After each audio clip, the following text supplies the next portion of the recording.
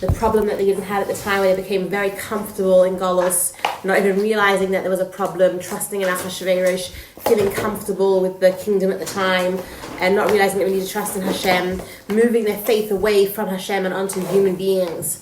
And hence Haman was able to create the Gezerah against the Yidden.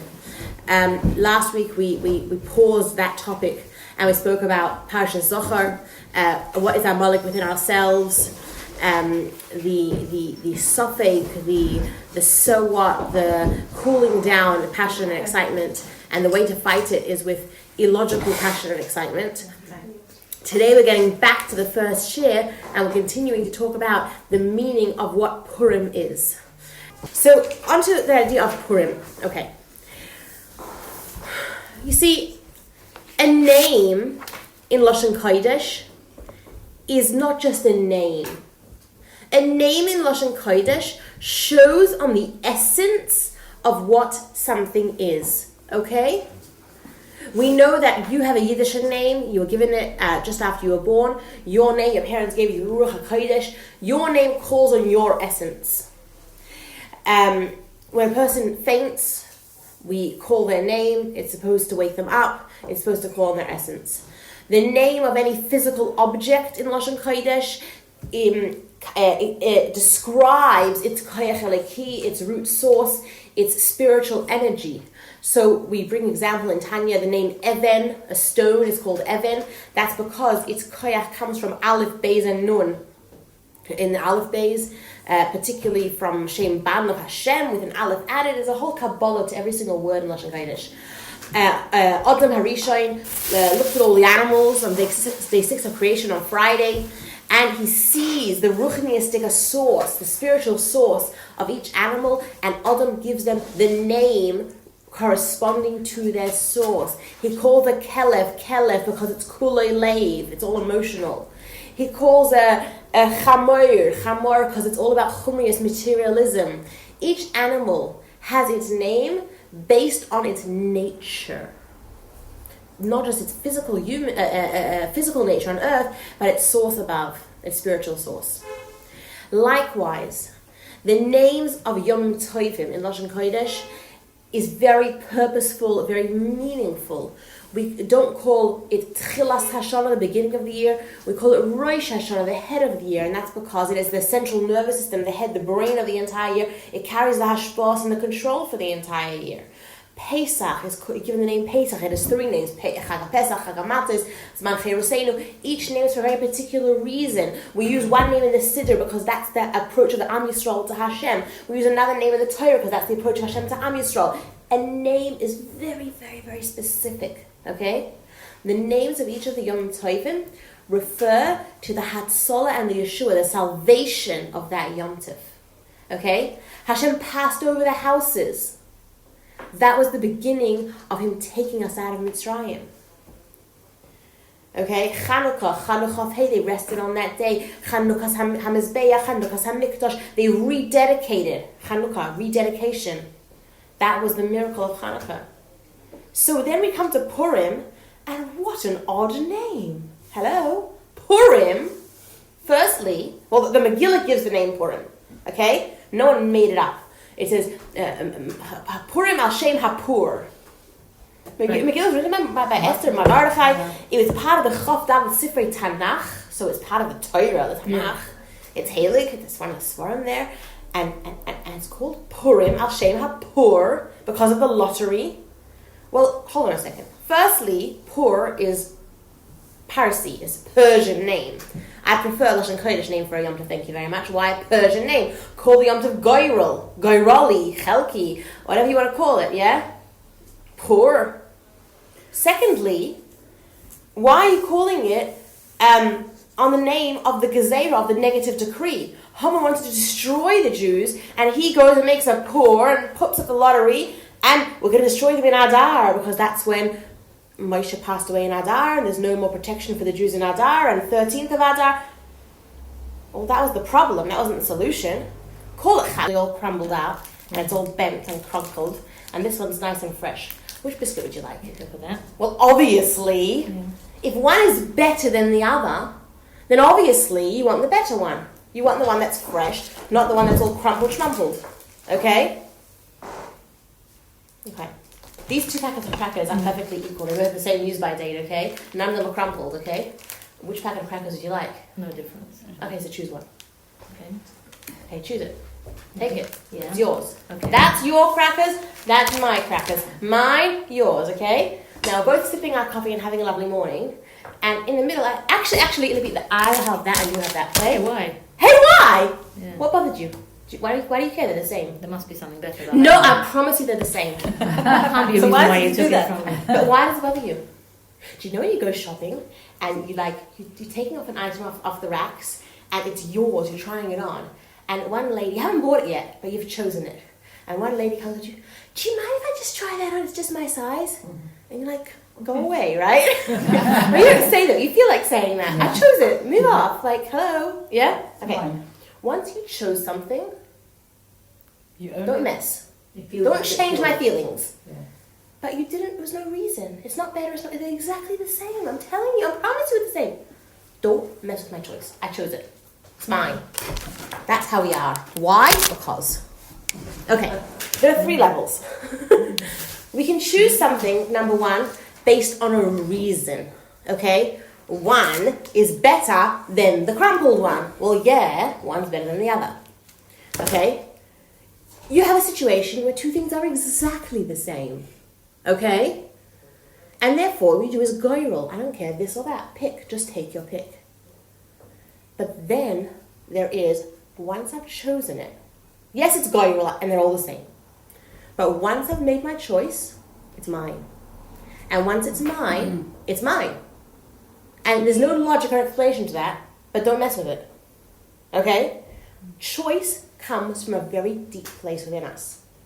It comes from the Even if it etzem. seems like a random choice. It's funny. Isn't it funny? Yeah. It's like... That's yeah. because we reflect Hashem, and Hashem has that within him. Okay?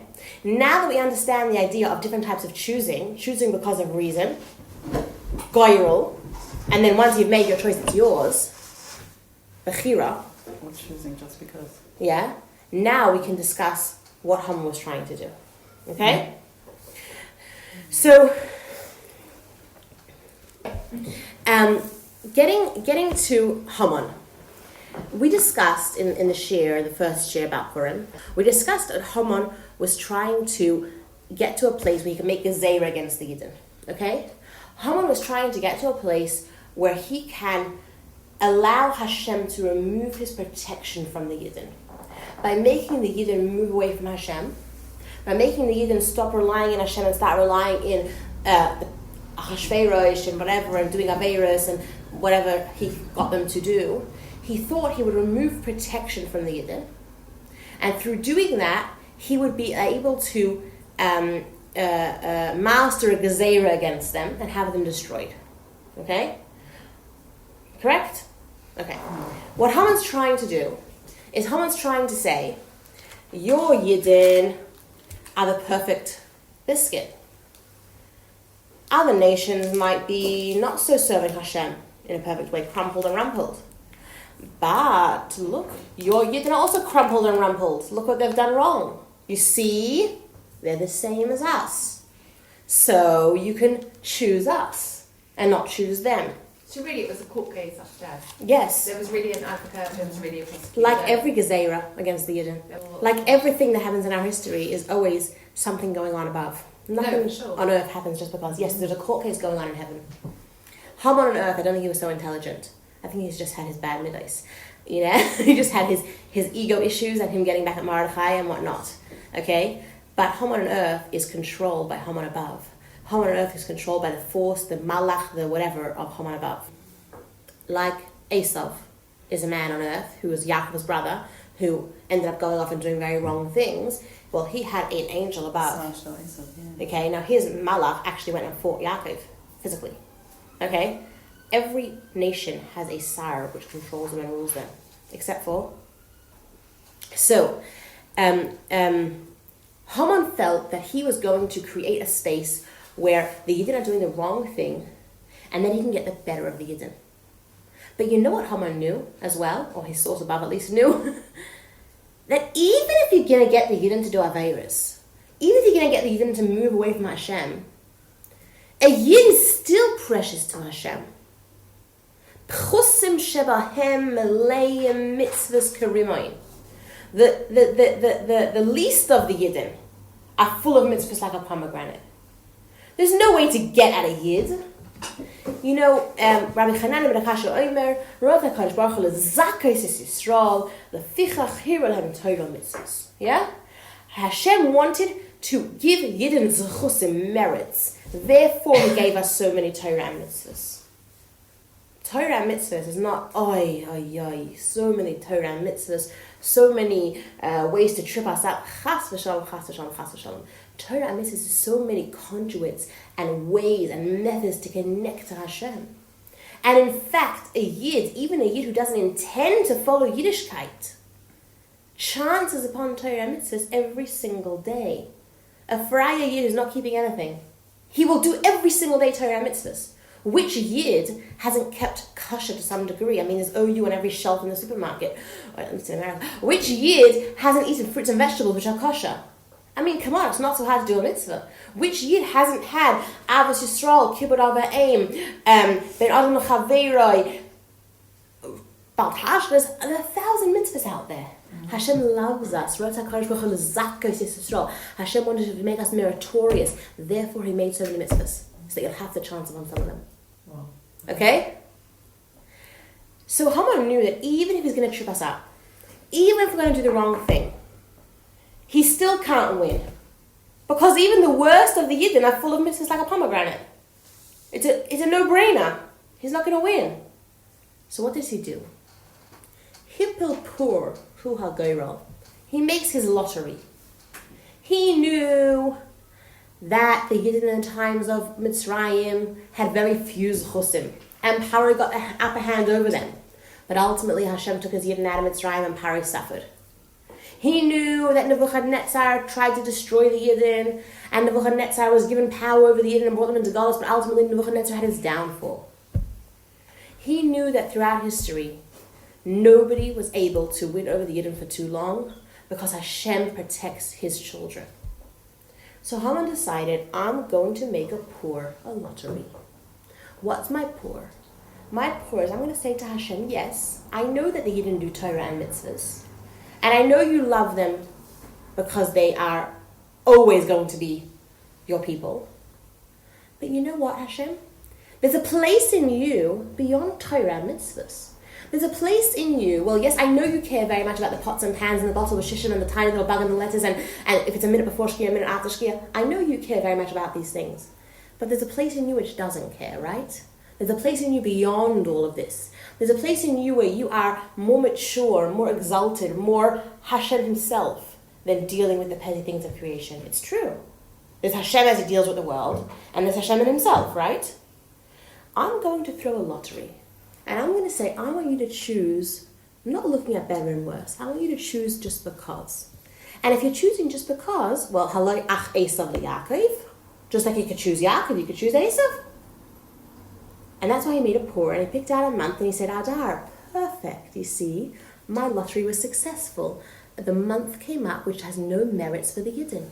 Every month of the year has a merit for the Yidden. And look, I've chanced, by chance, right? I've chanced upon a month which has no merits for them. Even Moshe Rabbeinu died in Adar. Little did you know that Moshe was also born in Adar, yeah? Okay, you know what it's like? Markers. I hope nobody here really despises green or orange. Does anyone really can't stand it? Mm-hmm. I mean, I can't stand either, but okay. So, okay. As a kid growing up, we had Dairy Bell Ice Pops. They had 4 colors: white, red, green, and orange. The kids only liked the white and the red. Nobody liked the green and the orange. Why? I don't know why. They all tasted the same. Anyways, doesn't matter. Because children have petty choices, or because children have petty understanding, like we learned in Tanya yesterday. Okay? A child looks at the green ice pop and the orange ice pop. And the child makes a huge fuss that they must have the green and not the orange. Correct? Because to the child, in their petty mind is very, very important. However, you in your adult understanding know that green and orange taste perfectly the same, And you don't actually have any color preference over green and orange. And therefore, even though green and orange are different, because you are so much more exalted and advanced in life than green and orange ice pops, if I tell you which ones you want, whatever, any. Get that? There is a space where, yes, there's Yidden and there's Goyim and there's Mitzvahs and Avayos and Tzaddik and Rosh and all the rest. And Haman and Mordechai. And following Hashem's ways, not following Hashem's ways. But then, there's a space where Hashem's beyond that, where Hashem's a little more mature than that, like the adult looking at the ice pops. Yeah, I know one's green and one's orange, but so what? Get that? Yeah? Haman wanted to get to that space in Hashem. And from there, he'll get at the Yidden. From the space where we're all equal. Because after all, Hashem created everyone, didn't he? Now, that's also why Haman built a gallows to hang Mordechai. How many amas high? 50 amas high. Do you know how big 50 amas is? 90, so 29 meters tall. No. 29 meters tall. Could you know a building that's 29 meters tall? Can you imagine how tall that is? 5 meters. Not even, come on. Yeah? That way. That way. This way, not. No. 29 meters tall to hang Mordechai. Is Mordechai that tall? In those days, how does he think he's going to hang Mordechai on a 10-story high building?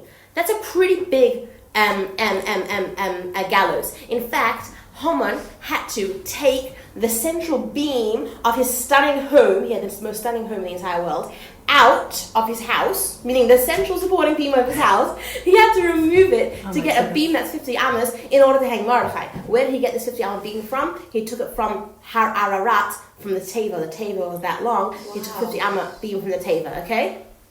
Okay? That was like the central pillar of his house, like, you know, his pride and joy. And he's going to hang Mordechai in that. Question, ladies, that was all the pshat. Back into the Tamias HaInyonim, the deeper things. Why is Haman hanging Mordechai on a gallows that's 50 amas high? What's with the number 50? It was very specific. Okay, you've heard before about Memtes Sha'arei Tumah, 49 levels of impurity, okay? The 49 levels of impurity correspond to the 50 Chamishim Sha'arei Bina, the 50 levels of understanding, okay? In Kedusha, in Tumah, in the range of perspectives, there are 50 levels. In Sfiras HaOmer, how many days do we count? 49. It's really annoying, you know. We count 49 days of Sfiras HaOmer. And what's on the 50th day? Shavuos, right? Every year in Sfiras HaOmer, I wish we could just count Chamishim Yomin L'Omer. I wish we could just make it rounded. I don't like things that are not neat and organized. Like, finish it off, 50. Why do we only count 49? Why don't we count 50? Because in the 49 days of Sfiras HaOmer, we refine ourselves level by level, one by one. A human being can achieve, strive, work, develop through 49 levels that are within human ability, that are within nature. The 50th level is beyond nature. The 50th level, only Hashem can take us to that level. And that's why we cannot count the 50th day of the Omer. The 50th day is Shavuos. Hashem makes that day happen. Hashem is Mekadosh it for us. We can't do it for ourselves. The Yidden stooped 49 levels of Tumah. Had they gone to the Rahman al on the 50th, we would have been irredeemable. It couldn't have happened. It's impossible. It's not a reality. Humans only have 49 levels. The 50th belongs to Hashem. Haman says, I'm going to hang Mordechai on that 50th level. I'm going to hang Mordechai in that space where only Hashem is.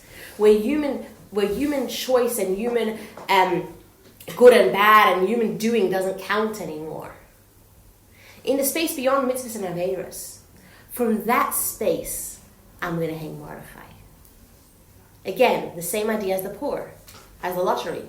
Getting to the space in Hashem, beyond good for bad, beyond tit for tat, beyond reward and punishment, beyond you've done wrong, you've done right. The space in Hashem where it's all equal. That's what he's trying to get at. So where did he go wrong? Where did he go wrong? He had a really amazing plan. Yeah, get them to slip up so that they're no longer that clean biscuit, now they're the crushed up biscuit. But I know that's not good enough. So I'm going to get to that space where Hashem is beyond caring about green and orange, where Hashem is like, it's all the same to me anyway, so whatever, I'll pick either. So where did he go wrong? Why is it that Haman was not successful and Hashem said from that space of 50, I'm going to hang you on the 50 on the side gallows? Yeah. Okay, Libby chose the packet of crackers. And she didn't choose it for any reason. But once she chose it, let's talk about this idea of the two different spaces within Hashem. We know that all of the mitzvahs d'Rabbanan, there are 7 rabbinical mitzvahs d'Rabbanan. The 7 mitzvahs d'Rabbanan each have a source in the Torah. Okay? Birchas HaNehenin, brachas before you eat, is a mitzvah d'Rabbanan.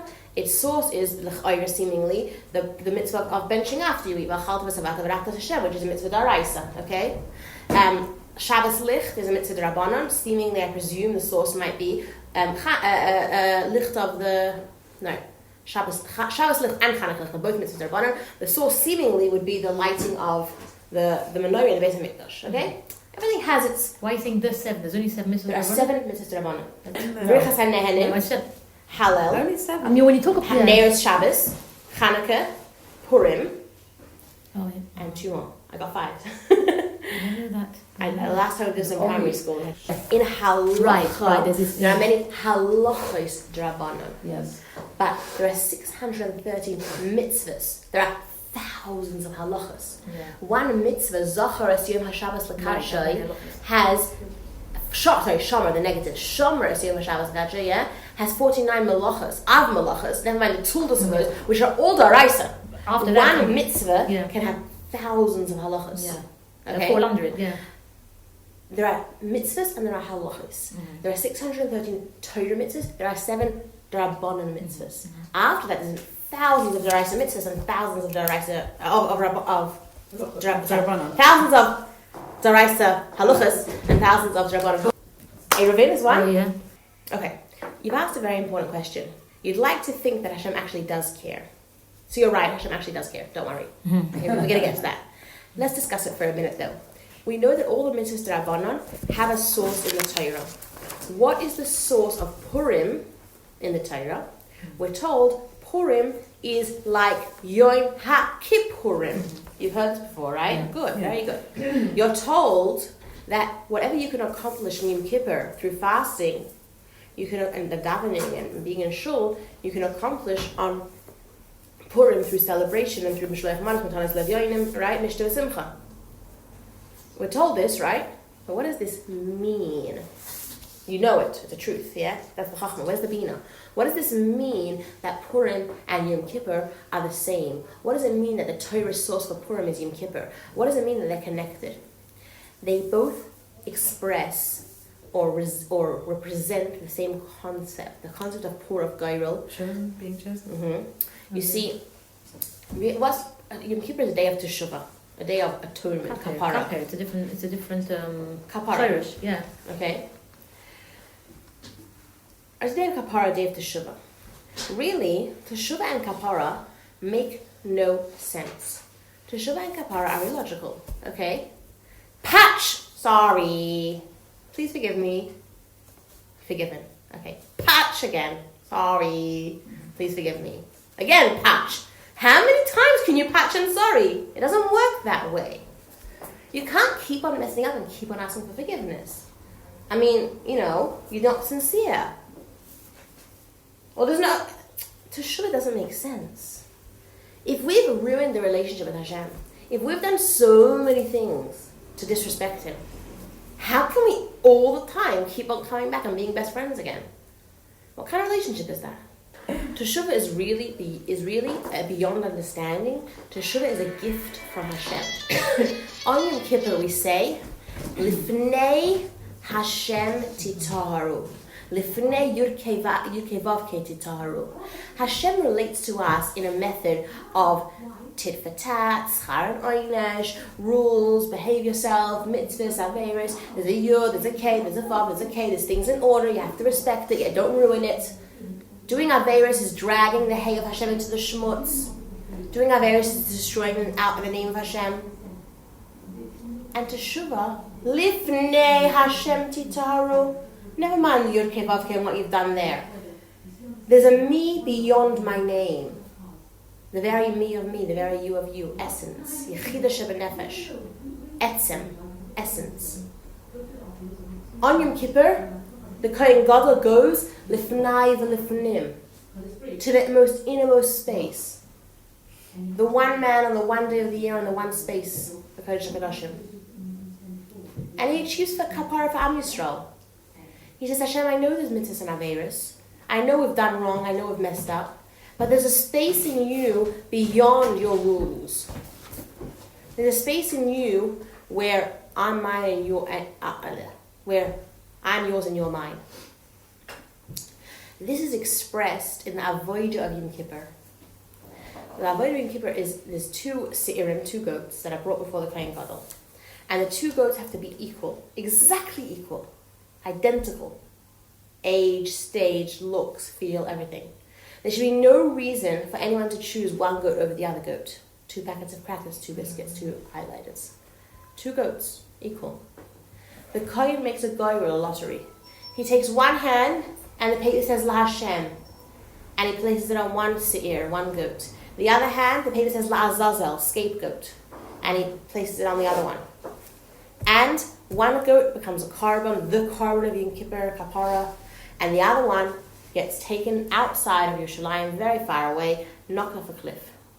La Azazel. Exactly. What did he do wrong? Yeah. Nothing. Sad. Exactly. But that idea of the goyrel, that idea of the lottery, of choosing for no reason whatsoever, just because, that's the space of Hashem that we get to on Yom Kippur. On Yom Kippur, Hashem says, I know we haven't been perfect this year. I know there's been a mess up this year. But you know what? I'm offering you a day where I'm going to relate to you in my essence form. Where I'm going to relate to you as I am yours and you're mine, regardless of what you've done. And from that place, I'm re-accepting you. From that place, we're having kapara. So do you see how there's a space in Hashem where he does care very much? And then there's a space in Hashem, his essence, where he says, it's beyond all the caring. Just is. Okay? Wow. So What does just that like the happen? goyrel of Yom Kippur is to get to that space in Hashem where the mitzvahs and averos are not so important anymore. It's just about we are. Haman thought that he's going to do this goyrel and get to the space where the Yidden and there's chusim and whatever are not so important to Hashem, and Hashem is having to get rid of them, just like Like choose any nation, choose any like, nation. you know, haloi ach Esav Yaakov. Okay. Yeah. That same idea of the poor, of the lottery, of getting beyond that space. The idea of Yom Kippur, Hashem relating to us beyond logic, beyond reason, is expressed in the avodah of choosing a goat for one and do it for the other, just stunned because no logic there, no rhyme or reason. Yeah. Okay? Okay, so what happens is, what Haman didn't realize is that when you get to Hashem in his essence, where the 2 biscuits are equal, where the 2 packets of crackers are equal, okay, it's all equal, that's fine. I'm not going to care about mitzvahs, averis, if they've done wrong, if they've done right. But in that space of my essence, I've chosen my Yidden. I've chosen my Yidden. I want them. B'ni b'chayri Yisrael. Okay, get me to that place where nothing matters anymore. Good. In that place where nothing matters anymore, I want that one. Why? Because. But they're doing everything wrong, so they're mine. Let me ask you a question. We have children, okay?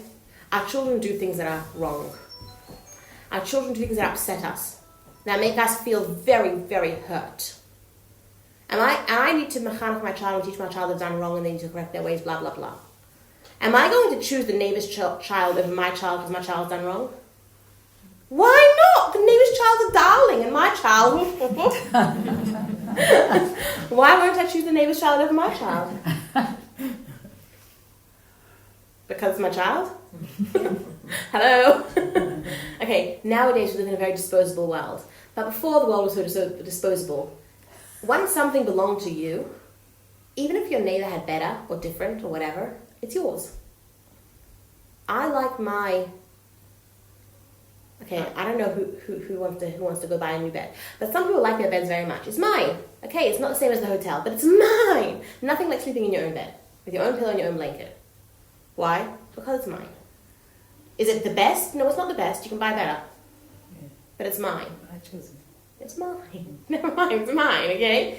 There's a concept of something belonging to you. A person can have issues with hopefully the person has good self-image. You can have issues with your hair, with your skin, with whatever, but it's yours. And although you have issues with it, you still love it. There's a concept of something belonging to me. Choice. Hashem shows us in that space of nothing matters anymore. In that space of it's not about good and bad, Hashem chose us, and Hashem wants us, we belong to Him. Haloi ach Esav liYaakov, Obviously. nachalt ves Yaakov ahavti. Why? Because it's true that Yaakov and Esav are brothers. It's true that there is a space where Yaakov and Esav are equal. And it's true But in that Yaakov- space, I love Yaakov. Why do you love Yaakov? Because. Explain it to me, no logic. Esav can be the greatest tzaddik, and Yaakov can be the greatest. I like Yaakov, he's mine. There's no seichel to it. And that's the beautiful thing about it. Because with the seichel, you can ruin it. If the seichel, it can be seichel the other way. But once you've chosen it, it's yours, there's nothing can change it. We are Hashem's no matter what. It's very, very reassuring, you know? Yeah. Beautiful. Unconditional love, there you go. Unconditional connection. Perfect word. Okay. So you have Haman. Haman thinks he's going to make a pur. He's going to get to the space where nothing matters anymore. From that space, he'll get at us. Hashem says, great, from that space, I love my Yidden anyway. What made Hashem decide that he's going to relate to us from that space of Etzem? On Yom Kippur, once a year, Hashem relates to us from that space of Etzem and says, my children, I know you've gone so far, but Shuva Bonam Shavavim, return to me. I want you no matter what. You're mine no matter what you've done. But what made it happen on Purim? What happened on Purim? Do you remember 2 lessons ago, we said the Yidden were sleeping? Yes? They were sleeping on the job. And we said, Ani Yeshena v'libi er, I'm sleeping, my heart is awake. Okay? We Yidden sometimes sleep on the job. We get very distracted in the world. We forget about the Torah and the mitzvahs. We start getting busy with other stuff. But the libi er, a Yid has a pintel a Yid, an etzem hanashama, the 5th level, yechidah nefesh, the part which wakes up on very happy occasions. At your child's chasana, you have no enemies. It's a certain point of joy. At very difficult or sad occasions, where petty things don't matter anymore. Inspirational times, you're in Meiran, we're all friends. Some people experience it, and they should experience it ideally in Yom Kippur, Ne'ilah or something, a moment, a second of connection. There's a point where Yechidah Nefesh, the pintel Yid, the Etzem HaNeshama shines. And at that point we wake up, and we say, hey, I'm not doing everything wrong, but I'm a Yid, and I belong to you. We see this essence of the soul. By this pintel Yid is a present that we all have, a Yerusha we all have from Avram Avinu. Avram Avinu worked very hard to connect to Hashem, and all of his children after him, particularly after Matan Torah, on the maternal line, every single Yid has as a present or as a Yerusha from Avram Avinu this Etzem HaNeshama. And this Etzem HaNeshama cannot and will not, in the words of Tanya, Perek Yud Ches Yud Tes, cannot and will not be disconnected from Hashem. Okay? We could do everything wrong only because we convince ourselves that I can dress that way and still be a from Erlich Hayid. I can eat that hechsher and I'm still keeping kosher. I can do this and this malacha on Shabbos and I'm still shomer Shabbos. I can read that book and I'm still only a Torah Yid, yeah? It says, Ein Adam over Avera ela im kein nichnas by ruach shtus. A person will never do a sin unless a spirit of folly enters him. Meaning, a Yid cannot and will not disconnect from Hashem. We're bound, we're connected. A child will not give up their parent, a parent will not give up the child. We're connected. It's intrinsic. But we convince ourselves that this rude remark, this shouting at, this insulting, this whatever, isn't ruining my relationship. Well, duh, it is. Okay, we convince ourselves it's not. That's why we say ridiculous things to people that we love the most. Okay? Ourselves that I still have a great relationship even if I've shouted, degraded, insulted. But that's the problem. So we do the same thing with Hashem. I'm still a Yid even if I do X, Y, and Z. Now that red line is different for each person. And the Yetzer Hara keeps on pushing that red line for us. Hayom it tells you this, and the next day it tells you this. Until you get to that point of Pintel Yid, of okay? Sandy Koufax, yeah, Sandy Koufax? Baseball player, and he was supposed to be in the, what's called the grand finals of the big match, and it was set up for Yom Kippur, and he refused to play. He was not shomer anything. He didn't keep, not Shabbos, not Kashrus, not nothing. But he is a Yid. And for him, playing baseball in Yom Kippur was denying his Yiddishkeit. He could not do it. But he could eat not kosher. But he could play on Shabbos. No, Yom Kippur he won't play. Why? Why? You care? Yes, because his pintily is shining. Okay. Although we were sleeping, Mordechai knew. Remember last time we spoke about this idea? That Mordechai knew that his connections to Achashverosh is not going to get us out of this gezerah. Esther is not going to get us out of this gezerah. The only way to get out of this gezerah is to wake up the emunah of the Yidden, the sleeping Yid inside. Mordechai says, we're waking up the Yidden. We're going to do this. He gathered them. He said, let's fast. Let's daven. Let's learn. Let's return to Hashem. Mordechai, as the leader of the Yidden, as the Moshe Rabbeinu of his generation, reawakened the Amunah, rekindled their spirit, made that Pintel Yid no longer hiding, made it shine. And when the Yidden, when we related to Hashem from that place where Hashem, I'm yours no matter what I've done, no matter where I've gone, I want to be yours, Hashem says, okay, so in my space of essence, you're relating to me from your essence, from your Pintel Yid? Well, guess what? I've also got a space of essence. And in my space of essence, I love you no matter what you've done. And Haman cannot get the better of you. And no Averis that you've done, and no girl that Haman's going to throw is going to change my decision that I've chosen you as my Yidden. So when Mordechai woke us up, that woke Hashem up. And that was the miracle. And Maharil says that on the words B'layla hu nod l'shnas hamelech is when the Baal Korah is supposed to raise his voice. You have that in Shul? Yeah. B'layla hu, yeah? Yeah. Nod l'shnas hamelech. That's What happened? Pshat, that night, no one was sleeping. The Yidden weren't sleeping. They were crying out to Hashem, this is a terrible gezerah, what's going to be, this Haman's getting at us. Esther couldn't sleep. She was fasting for 3 days. She was going to go to Achashverosh the next day and ask him for her life, for the life of her people. Mordechai couldn't sleep that night. He was with the Yidden. Haman couldn't sleep that night. He was planning his gallows and talking to Zeresh, his wife, about his terrible Mordechai that wouldn't bow down to him. The only one that slept that night was Achashverosh. And Hashem says, how dare you sleep while my nation are being led to slaughter.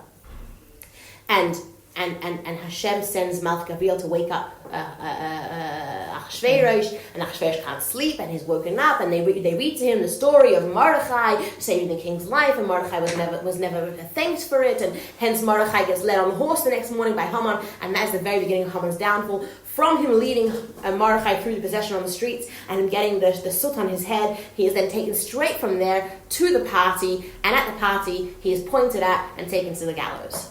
Okay? From the minute of V'layla hu nod l'shnas hamelech, Haman is speeding down that slippery slope to his downfall. That was the moment of the change. Yes, V'layla hu Achashverosh, the Grab Achashverosh king, couldn't sleep. But Malko shel Olam, HaMelech, the king, on that night when the Yidden were doing Shuvah, on that night when the Yidden were davening, where the children were put in chains by Haman, and their parents tried to bring them food, and the children said, we're not going to eat, we're not going to break our fast, we're going to be with Mordechai to the very end. Their intrinsic emunah, that kept them strong. And that woke up Hashem. When the Yidden said, we're going to relate to you from that very place where we've done everything, whatever, but we are your Yidden. Hashem said, I'm going to relate to that place where you're my people no matter what. The B'layla hu nod l'shnas hamelech. That entire year, the Yidden, the gezerah hung over their heads. Even after Haman was killed, hung on the gallows, the gezerah of everyone's supposed to kill out the Jews on the 13th of Adar hung over. That Haman was killed on the second day of Pesach. From Pesach till the following Adar, every Jew was still in danger. Okay? Yes, they were. When were the letters sent out? Not right after he was hung? It was sent out that the Jews are able to defend themselves. Oh. But people still made war. I mean, on Yud Gimel Adar, what happened? There was a big war. Everyone tried to attack the Yidden, and the Yidden tried to defend themselves, and thank God we won. But it was a scary time, okay? Any Yid who during that year would have given up his Yiddishkeit, would have said, I'm not identifying with those fanatics, whatever, would have been saved. Not a single Yid. Can you imagine? Of all the Yidden, not a single Yid gave up his Yiddishkeit that year. Not a single Yid said, I prefer to live like a guy and be saved. Quite incredible. Okay? That mysterious nefesh of the Yidden that Mordechai managed to inspire, that made Hashem relate to us in this way. Interesting. On Purim, we drink Adullah Yada ben Arham Baruch Mordechai. Every Yom Tov has a mitzvah of simcha. But the mitzvah of simcha on Purim is unbridled joy. Is joy to the nth degree. Till you don't know the difference. Yeah, on Purim, I want you to get to a space where Baruch Mordechai, Ar Haman, it's all the same. Wow. And from that space, Oh, wow. we belong to Hashem, Hashem belongs to us, and that's it. Okay. Just like in Kippur, we achieve teshuvah, kapara, from a space where Hashem, I'm yours and you are mine. On Purim, we again, Purim, yeah? On Purim, we again relate to Hashem in that way, but through simcha and through rejoicing. On Purim, kol ha-poshet yad noisnim loy. Physically speaking, anyone who asks you for tzedakah, you're meant to give them. Baruchani is speaking, we put out our hand to Hashem, we say, Hashem, give me brachas. I know I don't deserve your brachas. I know I'm not zoicha to the things that I'm asking you for, but I'm yours and you're mine, so I want these things. And Hashem gives it to us from that space. Okay? It's a very, very amazing day. Yes, it has a name in Persian, a name of Hester upon it. And within that space of the Persian name, and the name which seemingly is the beginning of the decree, no, that pour is actually the salvation. What Haman thought would be our downfall, that's actually where the Hatzalah and the Yeshua and the salvation came from. You asked about Lo Yad, I'll tell you an interesting story. It says that one year, in the Gemara, Rabbah invited Reb Zera to his Purim Su'udah. And at the Purim Su'udah, they were drinking a lot. Kom Rabbah v'shachat l'Reb Zera. Peculiar. Rabbah gets up and shechs Reb Zera. And when he realizes what he did, he brings Reb Zera back to life, and everything's just fine the next day, not to worry. I mean, he's Rabbi, he can do miracles. Okay, the following year, Rabbah extends the invitation to Reb Zera and says, my friend, let's do the Purim sort of like last year in our regular yearly custom. And Reb Zera looks at Rabbah and says, not every day do we rely on miracles, no thanks. He saw that he would reach that place again. That's a peculiar story in the Gemara. What actually went on there? Can I ask you a question? Do you think the holy Rabbah, the Tana of the Mishnayos, do you think that he really shechted a person? I mean, that's an Issa Darash, that's Yahar Val Yavar, that's a terrible Aveira. Even in his drunken state of Purim, could he have done such a thing? No, on a person, on a holy level. Nichnas Yayin Yotza Soy, the essence comes out, is he in essence such a bad guy? No. He didn't shecht him. Shachat, the idea of shechting, when you shecht, remember last week we spoke about Malika last lesson? So shechting, Malika is the separation of the head of Malik, that's Malika. The shechting is shechet to draw out from here and bring it up to a high space. Rabbah had Gresa Kalim. Rabbah was a huge mind, huge capacity for Kedusha. He had amazing Sleidas HaTorah. Reb Zera, Zo'in means clean. Okay? Reb Zera had a small capacity. He couldn't handle so much Ruchnias. He was more into like the slow and steady, take it easy. Okay? Rabbah invites Reb Zera to his Purim Soda. And Rabbah loads Reb Zera with Sleidas HaTorah, Pnimius HaYonim, and Kabbalah, and Reb Zera like overwhelmed by the Kedusha, yeah? Reb Zera has Parcha Nishmasa, his neshama leaves him, Klois HaNefesh. His neshama couldn't handle the situation, it just flew up to Hashem. Kom Rabbah v'shachat. He pulled out the Kedusha, like shechting an animal. You take the physical and you make it spiritual. He pulled out that neshama from Reb Zera. He saw what he did. He brought the neshama back. The following year, he says, wasn't that an amazing spiritual experience? Come do it again. And Reb Zera's like, no thanks. Okay? Why do I bring this story from the Gemara? It's a very fascinating story. But I brought this story to show you that drinking on Purim, Adula Yada, yeah? Drinking, yes, there's a mitzvah to drink begashmias, but you don't have to literally get physically drunk on wine. Yes, you have to drink, but you don't get physically drunk on wine.